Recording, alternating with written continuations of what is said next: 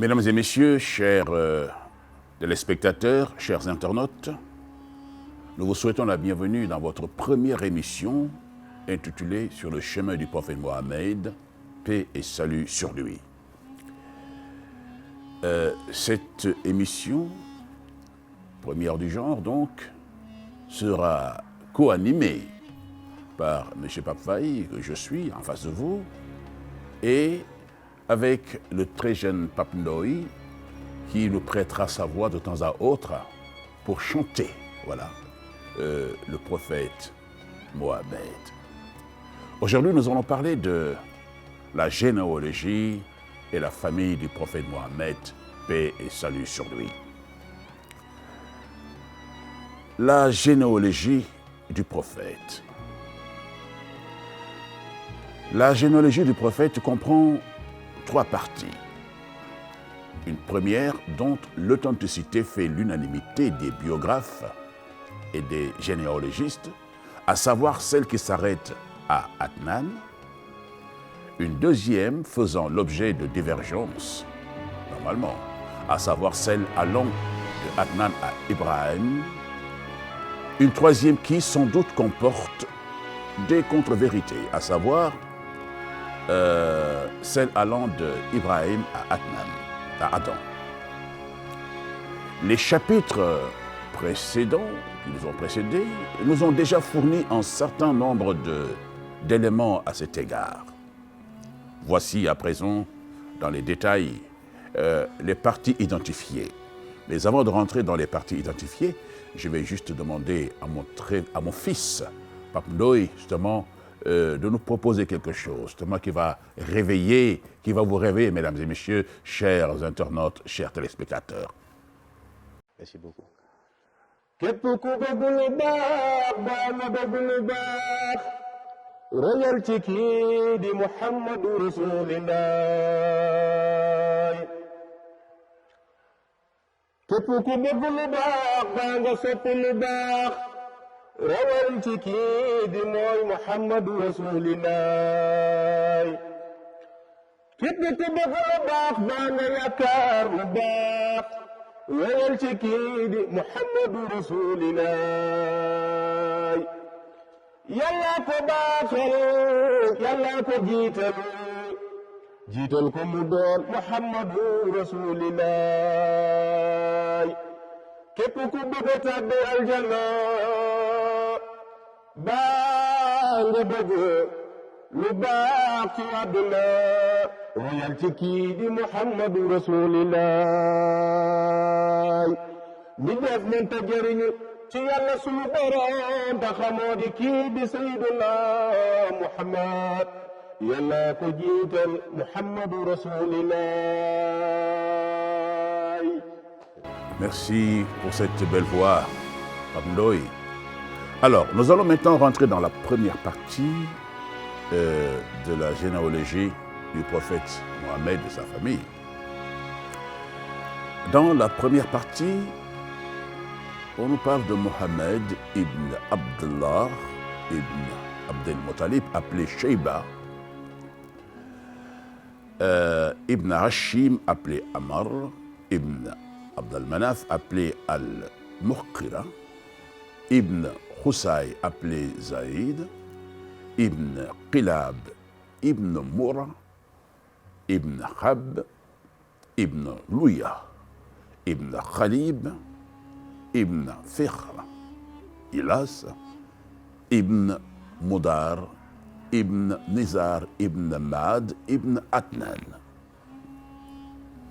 Sayyidina Muhammad, Sayyidina Muhammad, Sayyidina Muhammad kii mooy yaa salaam.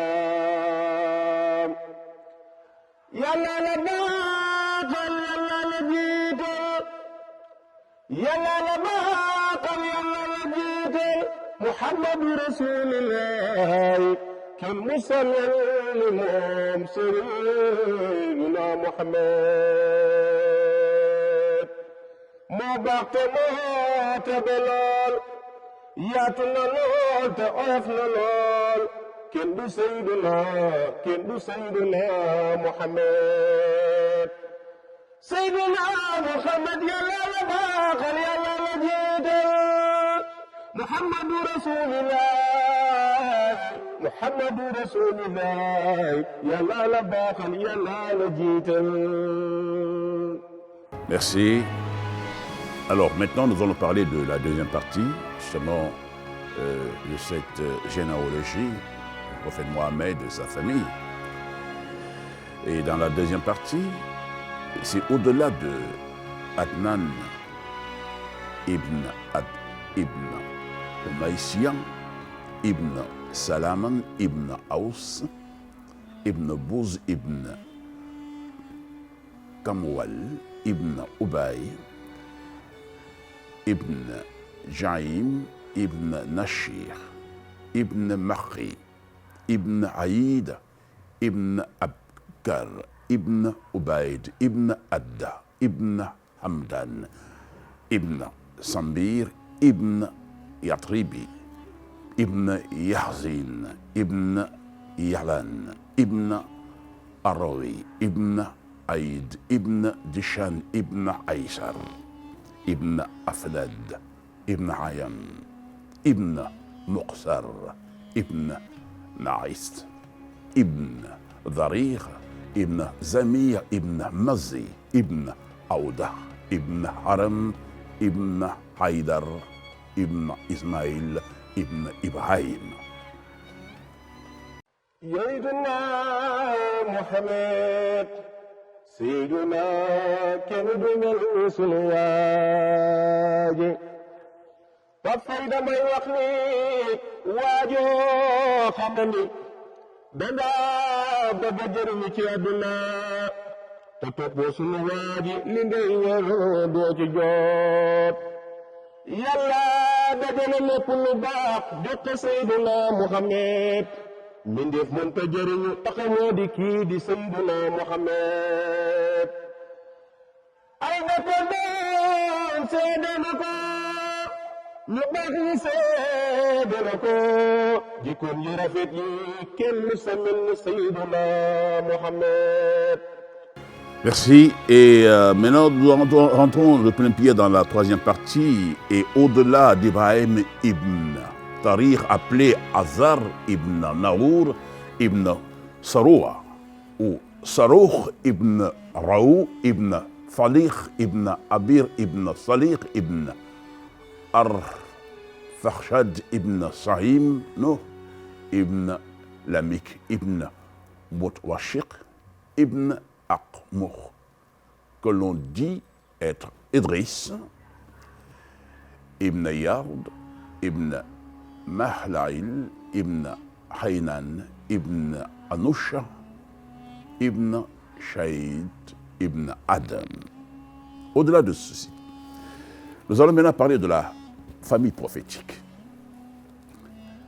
La famille du prophète est connue sous le nom de famille hachimite, par référence à son grand-père Hachim ibn Abd al-Manaf. Rappelons un peu la situation de Hachim et de sa prospérité. Hachim. Nous avons déjà vu que c'est Hachim qui prit en charge le ravitaillement en eau et l'alimentation des pèlerins du côté de Bani Abd al-Manaf lorsque ceux-ci et Banu Abd al-Dar eurent accepté le compromis de se partager les charges. Hachim était un facilitateur d'une très grande noblesse. Alors, il fut le premier à nourrir de pain les pèlerins de la Mecque.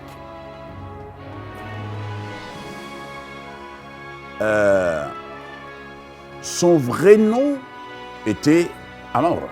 Amr, c'est son vrai nom. On ne l'appelait Hachim que parce qu'en fait, il cassait le pain pour les pèlerins de la Mecque. Et Hacham veut dire casser. Hassam veut dire casser. C'est lui qui, pour la première fois, institua les deux voyages des Quraysh. Le voyage d'hiver et le voyage d'été. À cet égard, un poète dit « Ammar qui casse le pain pour son peuple a institué à la Mecque 2 voyages. L'un d'hiver et l'autre d'été. » Donc, c'est des voyages d'hiver et des voyages d'été. On rappelle qu'il allait faire son commerce en Syrie lorsqu'il s'arrêta à Médine où il se maria avec Salma, la fille d'Ammar, l'un des Bani Adi ibn an-Najjar. Il séjourna chez elle un certain temps et en la quittant pour aller en Syrie, celle-ci était déjà enceinte de Abdul Muttalib.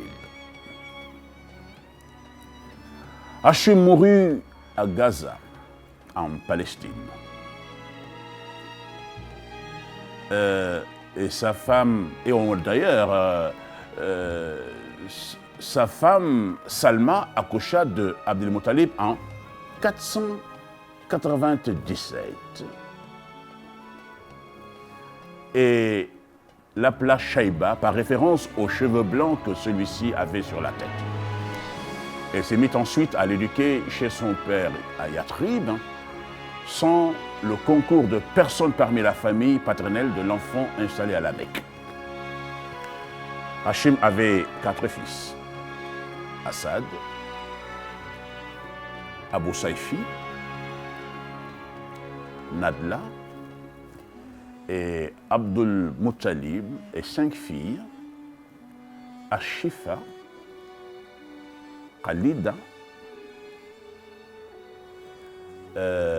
Jaifa, Ruqya et Janaf. Maintenant parlons de Abdul Muttalib. Nous avons retenu de ce qui précède que le ravitaillement en eau et l'alimentation des pèlerins passèrent après Hachim au frère de celui-ci, Abdul al-Muttalib, ibn Abdel Manaf, un chef obéi et noble que les Qurayshites appelaient Fayad, pour sa grande générosité. Lorsque Shaïba, Abdul Muttalib, eut 7 ou 8 ans, Al-Muttalib entendit parler de lui et essaya d'aller le prendre. Dès qu'il le vit, des larmes lui vinrent aux yeux. Il le serra contre lui et voulut le faire monter sur son chameau et l'amener. Mais l'enfant refusa de partir sans y être autorisé par sa mère. Celle-ci, consultée, la maman, ne donna pas son accord.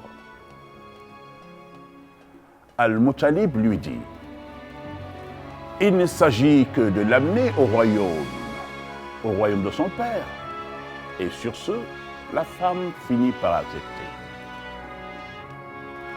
Al-Muttalib prit alors l'enfant en croupe. Le voyant passer, les gens dirent « Voici l'esclave d'Al-Muttalib. » Et celui-ci rectifia et dit que c'était le fils de Hachim. Ainsi, Shaïba grandit chez son oncle. À la mort de celui-ci, Bardaman au Yémen, il fut investi à sa place. Alors, entièrement au service de son peuple, à l'instar de ses prédécesseurs, il jouissait d'un renom que rien, je dis encore, que rien encore n'égalait. Après la mort d'Abdul Muttalib, Naoufal bondit sur les biens, et Abdel Muttalib bien sûr, et les arracha. Ce dernier proposa à un groupe de Qurayshites de l'aider contre son oncle, mais personne dans ce groupe ne voulait se mêler à l'affaire. Abdel Muttalib composa alors pour ses oncles maternels de Bani an-Najjar des vers dans lesquels il leur demandait assistance. Son oncle maternel, Abu Saad ibn Aïdid, regroupa 80 cavaliers avec lesquels il descendit à Abt, c'est Abtoh à la Mecque. Voilà. Abdul Muttalib l'accueillit et voulut le conduire chez lui. Mais l'oncle refusa et dit, par Allah, je n'y serai qu'après avoir rencontré Naufal. Ayant trouvé celui-ci assis à la Kaaba, après les sages de Quraysh, il lui dit, si tu ne rends pas mon neveu, sais bien, je te tuerai avec cette épée. Ce dernier dit, je le lui ai rendu et je prends à témoin les sages de Quraysh. Aussi, Abu Saad se rendit chez son neveu. Il séjourna pendant 3 jours, fit sa Umrah et retourna à Médine. Et face à cette situation, Naufal s'allia avec Bani Abd Shams ibn Abd Manaf, mais ceux-ci lui dirent, c'est notre fils, tout autant que le vôtre. Personne plus que nous ne saurait avoir le devoir de lui porter assistance. La mère d'Abd Manaf faisait en effet partie des leurs. Ils entrèrent à Daran Nadwa, s'allièrent avec Bani Hashim contre Bani Abd Shams et Naufal. Cette alliance fut à l'origine de la conquête de la Mecque que nous verrons ultérieurement.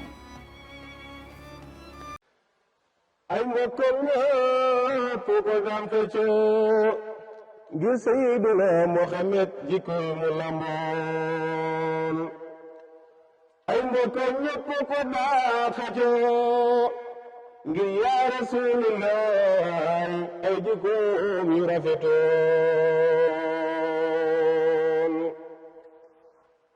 tey ma wax la ci ay jikkoom yoo xamee jafe na lool gis ci ku baax Muhammadu Rasulullah kenn du sunu yonent bi baax na lool tabe na lool yaru na lool ku mel ni moom musa wàcc ci dunya pap sunu yonent bi amul moroom sunu yonent bi kenn du moom sunu yonent bi kenn du moom yàlla moom rek moo ko baaxal sunu yonent bi kenn du moom mi def nañ te jëriñu te demul ci moom nan jub bàyyi lépp jëm ci moom ndax Seydina Muhammad moo yonent bi wóor. Nous allons revenir un peu sur la Kaaba. Et pour les affaires de la Kaaba, 2 choses importantes sont à noter. Ayant marqué le passage de Abdul Muttalib. Le creusage du puits de Zamzam et la bataille de l'éléphant. À propos de la première, on lui avait, dans un rêve, donné l'ordre de creuser le puits de Zamzam. Après lui en avoir montré l'emplacement. Au réveil, il le creusa et trouva les affaires que les Jurhumites y avaient enterrées au moment de partir, à savoir les épées, les cuirasses et les 2 gazelles en or. À partir des épées, il forgea une porte pour la Kaaba, puis fit fondre les 2 gazelles dont il obtint des plaques d'or qu'il fixa à la porte. Alors, je refuse la charge mes spécifiques. Vous coupez là-bas. Hein? Ouais. Je refuse la charge mes spécifiques. Cependant, les Korachites l'acculèrent au point de l'amener en justice chez la prêtresse des Bani Saad, à l'extrémité de la Syrie. Alors qu'il se rendait chez celle-ci, leur eau s'épuisa. Alors qu'ils se rendaient chez celle-ci, leur eau s'épuisa. Alors Allah fit descendre une pluie sur Abdul Muttalib et non sur ses adversaires qui, comprenant aussitôt que le monopole de Zamzam revenait à Abdul Muttalib, rebroussèrent chemin. Ce étant, Abdul Muttalib fit le vœu que si Allah lui donnait 10 fils capables de l'effondrer, il en sacrifierait un pour lui à la Kaaba. S'agissant de la seconde, elle se comprend à partir du fait que Abraha Ashaba, l'Abyssinien, représentant général du Négus au Yémen, ayant constaté que les Arabes faisaient le pèlerinage, que les Arabes faisaient le pèlerinage de la Kaaba, avait bâti une grande église à Sanaa dans le désir d'y orienter le pèlerinage des Arabes. Un homme appartenant à Bani Kinana apprit la nouvelle et profita d'une nuit pour entrer dans l'église et souilla la Qibla. سيدنا محمد سيدنا محمد يا رسول الله سيدنا محمد يا رسول الله كن بسنواج بالنهر سيدنا الجكم ينبي في جارون سيدنا الجكم محمد رسول الله جباخ يفنيكم سيدنا الجكم يبني سيدنا محمد رسول الله مباخ تمتبلال تدان دمبري نبدوني محمد رسول الله أمر مرام محمد رسول الله أمر مرام محمد رسول الله أمر مرام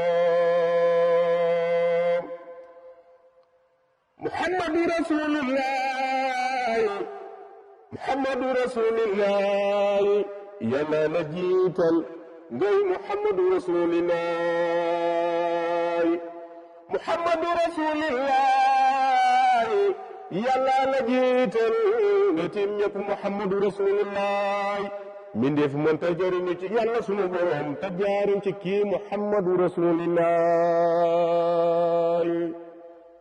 Merci Pape Ndoye. Alors, justement, sur l'histoire de la sûre de la Qibla, alors, mis au courant de ce fait, Abraham fut fou de rage, en conséquence de quoi il marcha en tête d'une armée gigantesque constituée de 60 000 hommes pour aller détruire la Kaaba. Pour ce faire, il se choisit le plus gros éléphant. L'armée comportait 9 ou 13 éléphants.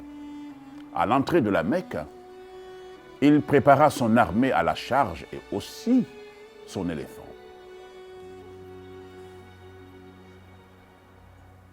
À l'entrée, justement, je reprends, c'est important, je disais qu'à l'entrée de la Mecque, il prépara son armée à la charge et aussi l'éléphant. Il ne restait plus qu'à entrer. Toutefois, lorsqu'il fut à la vallée Muhassar entre Muzdalifa et Mina, l'éléphant s'agenouilla, refusant de se lever pour avancer vers la Kaaba. Et pourtant, il trottait toutes les fois qu'on l'orientait vers le sud, le nord ou l'est. C'est lorsqu'on l'orientait vers la Kaaba qu'il refusait d'avancer et s'agenouillait.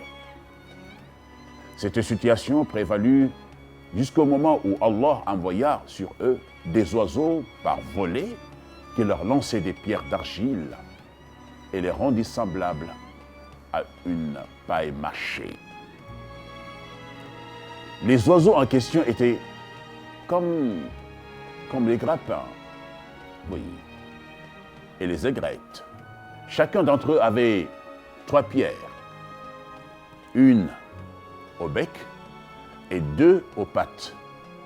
comme de l'acide, ces pierres n'atteignaient aucun de son pied en déchiquetant ses membres. Les soldats sortirent en trombe, se heurtant les uns aux autres, s'écroulant en chemin et crevant à toutes les sources. Quand Abraham, Allah le frappa d'une maladie, lui ravissant tous ses doigts. En arrivant à Sana, il était comme un poussin. Sa poitrine se fendit, laissant sortir son cœur, et il périt. Pour ce qui est des Korachites, ils s'étaient déjà dispersés pour se réfugier sur les branches au sommet des montagnes par crainte de la gale qui atteigna l'armée. Après que celle-ci fut décimée, ils regagnèrent leur maison sains et saufs. Cet événement eut lieu au mois de Muharram, le premier mois de l'année musulmane, 15 ou 55 jours, selon la majorité avant la naissance du prophète Mohammed. Sayyidina Muhammad dafay sunu waa ji kenn du moom war na ku ne ngay nekkal Sayyidina Muhammad war na ku ne jullit ñi nekkal Sayyidina Muhammad Sayyidina Muhammad Sayyidina Muhammad sunu waa ji moom rek moo jara njukkal Sayyidina Muhammad yow rek yaay ki jara njukkal Sayyidina Muhammad yow yaa yeyoo njukkal Sayyidina Muhammad yow rek yaa yeyoo njukkal Sayyidina Muhammad. Voilà, merci chers téléspectateurs, chers internautes. Vous venez de suivre donc l'émission 0, si vous voulez bien, ou de cette série intitulée Sur les chemins du prophète Mohammed, paix et salut sur lui. À bientôt.